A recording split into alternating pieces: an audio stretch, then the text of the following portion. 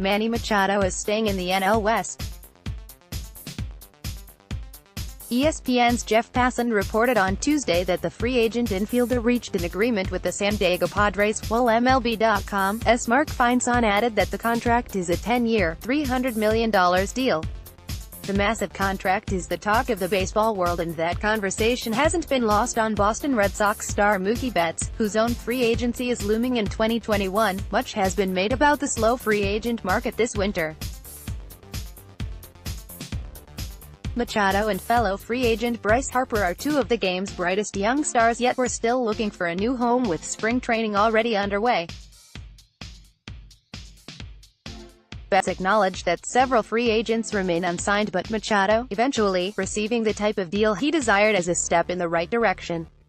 However, he doesn't view Machado's deal as having any bearing on his own negotiations.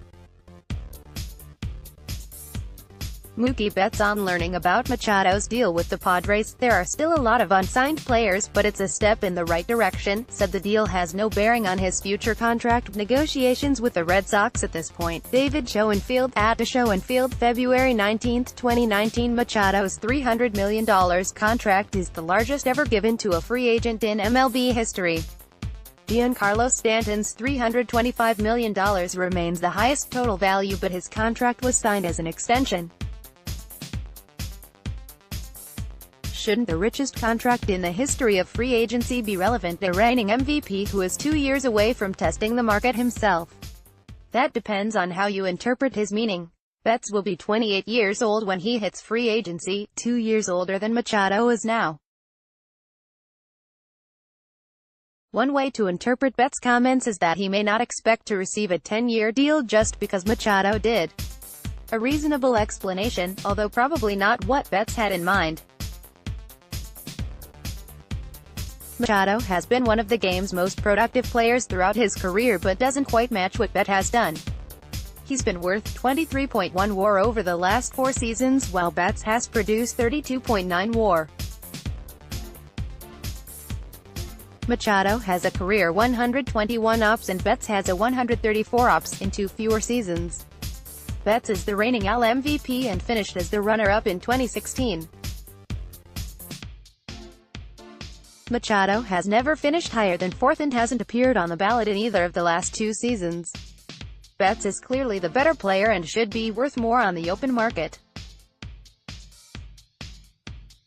Therefore, Machado setting a new standard for what elite position players are worth seems relevant. On the other hand, Betts isn't on the open market yet. If we were talking about Betts signing an extension with the Red Sox now, the Machado deal would be a starting point for negotiations. Who knows what the market will look like in 2 years? Betts recognizes what his first free agent contract will mean for the rest of the league. Machado raised the bar, but Betts plans to push it even higher. "It's not just about me," Betts told reporters. "The guys behind me, you want to do things for them. As players, we're all kind of one. We play the game. You just have to kind of pass the baton to the next guy and think about their family." Betts' contract will have a trickle-down effect on the rest of the league. A record-breaking figure sets a new standard for other elite players to reach for.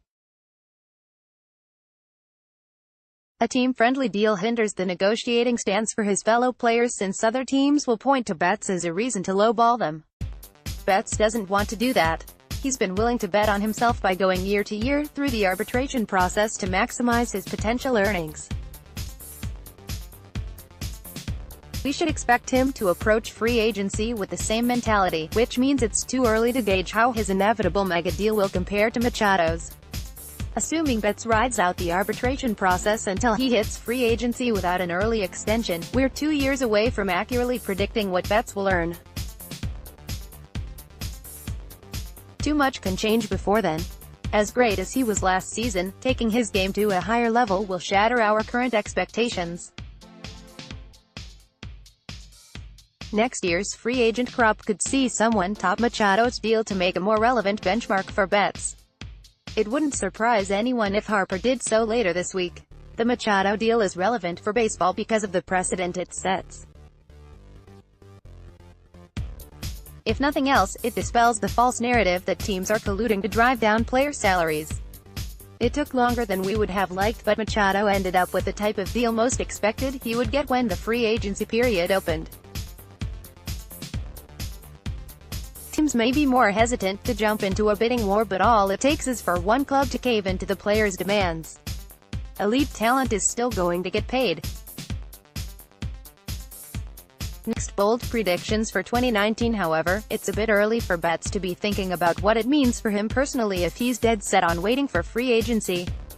All we know for certain is that when Betts does hit the market, he's going to get paid a ridiculous amount of money, which we already knew long before Machado signed.